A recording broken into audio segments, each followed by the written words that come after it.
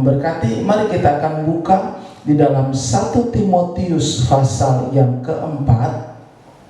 1 Timotius pasal yang keempat, kita akan baca ayatnya yang ke-12 ya. Ayatnya yang ke-12 sampai ayat yang ke-13 saja ya. Ayat yang ke-12, jangan seorang pun menganggap engkau rendah karena engkau muda. Jadilah teladan bagi orang-orang percaya dalam perkataanmu, dalam tingkah lakumu, dalam kasihmu, dalam kesetiaanmu, dan dalam kesucianmu. Sementara itu, sampai aku atau Rasul Paulus datang, bertekunlah dalam membaca kitab-kitab suci, dalam membangun dan dalam mengajar. Anak muda yang dikasih oleh Tuhan, baik yang ada dalam gereja maupun yang ada di rumah, saat malam hari ini kita paham betul bahwa kita semua yang mengikuti ibadah online adalah anak-anak muda ya. Tentu anak-anak muda banyak kali saya rasa banyak mendapat pelajaran-pelajaran yang baik dari guru di sekolah maupun dari tempat pekerjaan Anda yang bekerja. Atau bahkan lebih baik lagi engkau mendapat pelajaran yang baik dari rumahmu, yaitu dari siapa? Dari kedua orang tuamu, bahkan dari gereja, seperti pada malam hari ini. Ya, semua orang muda saya rasa memiliki banyak potensi, banyak kemampuan, ya, banyak kelebihan. Tetapi di tengah-tengah banyaknya kelebihan, di tengah-tengah banyaknya kemampuan, di tengah-tengah kepintaran Anda, kecerdasan Anda yang dikaruniakan oleh Tuhan, malam hari ini saya ingin mengingatkan seperti pesan Rasul Paulus kepada Timotius, bahwa dia sampaikan kepada Timotius yang sebagai anak rohaninya, bahwa dia ini harus menjadi teladan. Nah, menjadi teladan. Nah, kadangkala sebagai orang muda perlu juga kita merenung sejenak, bahwa di tengah-tengah kekuatan kita sebagai orang muda, di tengah-tengah kepotensian yang kita miliki sebagai orang muda, tanpa kita sadari, kita juga harus menjadi teladan, baik di tengah-tengah keluarga maupun di lingkungan, atau di sekolah sekalipun, atau di lingkungan pekerjaan sekalipun. Mengapa Rasul Paulus mengatakan ini kepada Timotius, bahwa Timotius harus menjadi teladan, sehingga kalau dia menjadi teladan, orang tidak akan menganggap remeh dia. Tetapi kalau seseorang tidak menjadi teladan, artinya tidak menjadi teladan di sini tidak menunjukkan citra baik, tidak menunjukkan sikap yang baik, atau katakanlah keseharian dari kehidupannya hari demi hari tidak ada yang dapat dipelajari atau diambil yang baik. Nah, ini tidak jadi teladan. Tetapi kenapa dikatakan dia dapat menjadi teladan? Dalam kehidupan kesehariannya, orang lihat dia, waduh, dia kok baik sekali. Waduh, dia kok beda dengan anak muda yang seumurnya, sebayanya. Anak muda yang dikasih oleh Tuhan, Rasul Paulus katakan kepada Timotius. Coba kita buka dulu pada 1 Timotius pasal yang pertama. Ya, 1 Timotius ya pasal yang pertama, kita baca dari ayat 1 dan 2. Dari Paulus, Rasul Kristus Yesus, menurut perintah Allah, juru selamat kita, dan Kristus Yesus, dasar pengharapan kita, kepada Timotius, perhatikan ini. Anakku yang sah di dalam iman, kasih karunia, rahmat, dan damai sejahtera dari Allah Bapa, Kristus Yesus, Tuhan kita menyertai engkau. Perhatikan dalam ayat ini bahwa Timotius adalah anak rohani daripada Rasul Paulus, ya. Sama dengan saudara, anak-anak muda adalah anak-anak rohani kami.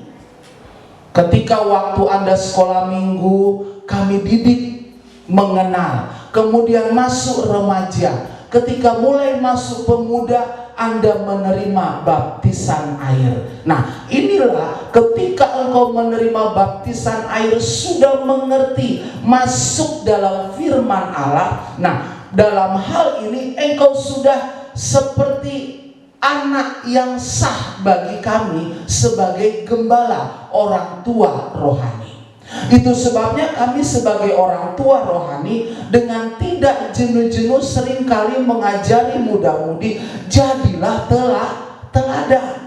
Seperti Rasul Paulus sampaikan kepada Timotius, jadilah teladan.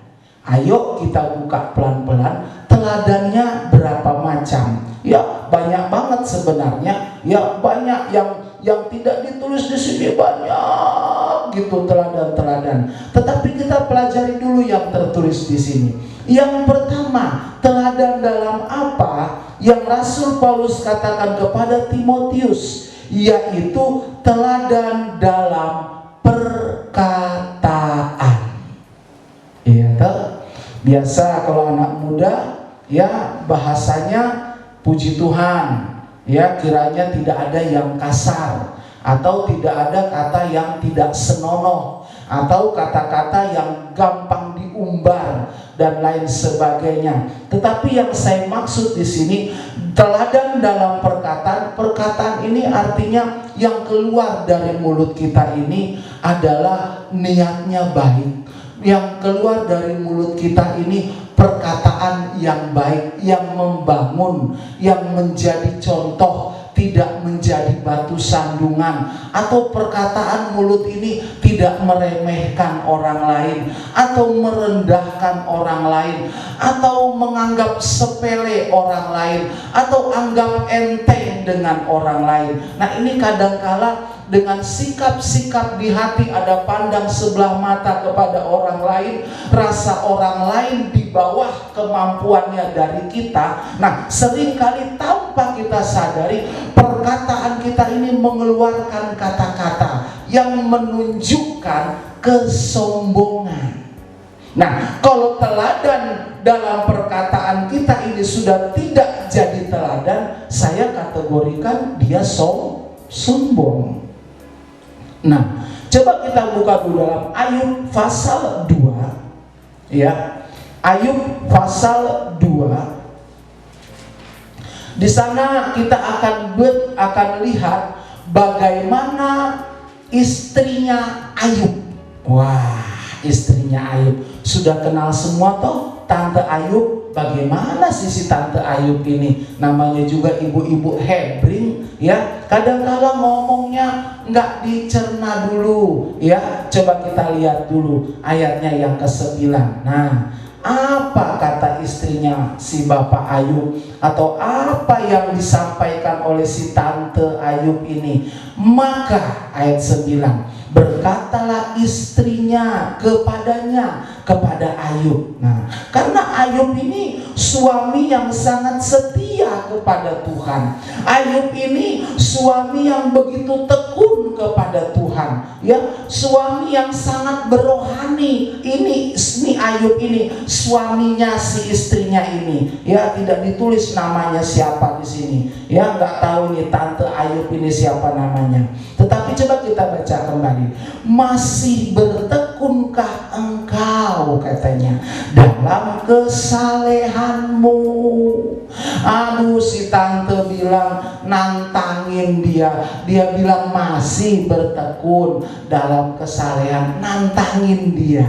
Ya toh? Ya kan? Karena Ayub sudah sakit, apa masih setia, masih ke gereja? Kalau misalnya Anda anak muda, lihat orang tuamu, lihat mamamu, lihat papamu sudah sakit, ya, dijauhkan Tuhan, terus masih juga berdoa, masih berpuasa, masih setia. Nah, perhatikan, jadi pelajaran ini si Tante Ayu.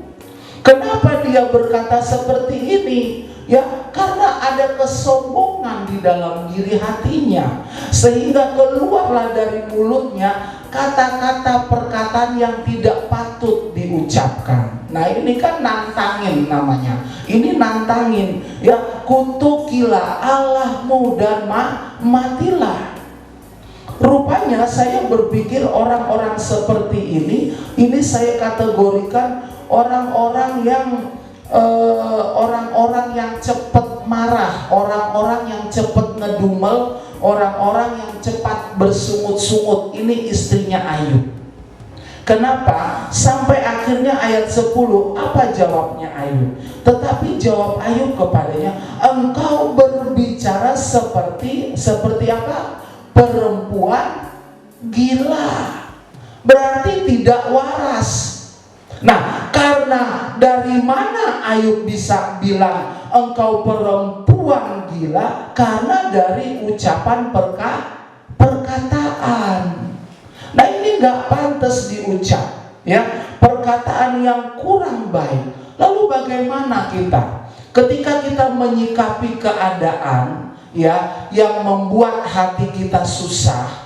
Ketika kita diperhadapkan dengan keadaan yang membuat kita mungkin banyak pikiran sebagai anak muda, atau mungkin engkau ingin sesuatu tapi tidak tercapai sampai akhirnya mumet pikiranmu. Perhatikan, jangan cepat berucap, ya, jangan cepat berucap. Atau kalau kau tidak ada yang mungkin dari apa pendapatmu, apa kemauanmu, apa yang kamu minta dari orang tua, kamu pengen sesuatu, minta sesuatu dari orang tua, baru orang tua pada saat itu tidak kasih kamu. Mungkin kamu berpikir orang tuaku punya, tapi dia tidak kasih aku.